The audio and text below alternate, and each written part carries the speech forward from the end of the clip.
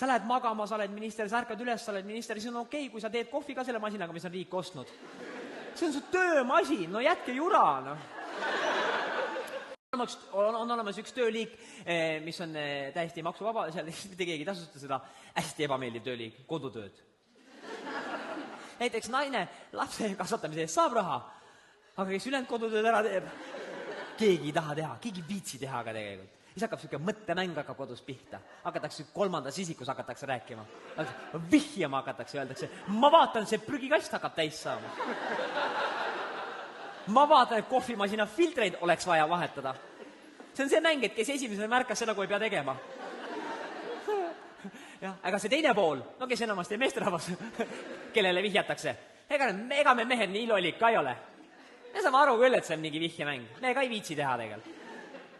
Siis me ka mängime selle mängu, et ei saa aru. Siis hakkab seal prügiastis, hakkab siuke prügienga, laotakse seda niimoodi, see prügi. Kelle esimesena torm maha kukub, see peab välja viima. Psüühikale kõige mugavam on olla ikkagi palgatööline, 8-5. Noh, saad käsu, teed töö ära, aga teatud maani teed. Nii kui kell kukub 5, rohkem ei tee.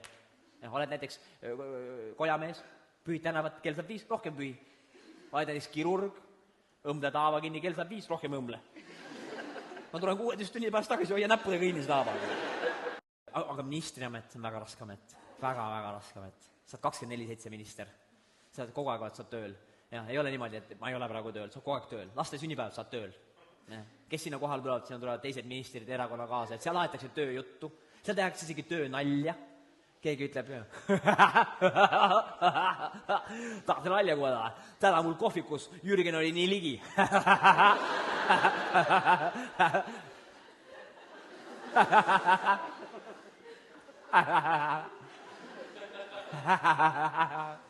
Ministrid naeravad hästi kaua, sest nad ei tea, millal avalik huvi ära kaob. Ja see on mõistlik välja mõelda, et mis tüüpi tööd me teha tahame.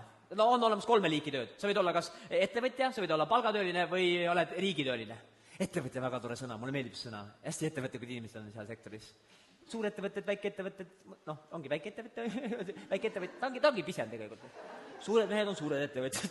Ja siis nad teevad alati, võtavad ette, teevad ära kõik asjad ja hästi tore. Ei, see on sellest olemas kehvem variant, ärimees. Need on sellised inimesed, kes käivad ringi, ajavad mingi asju, sahkerdavad mingi kilekotina käes.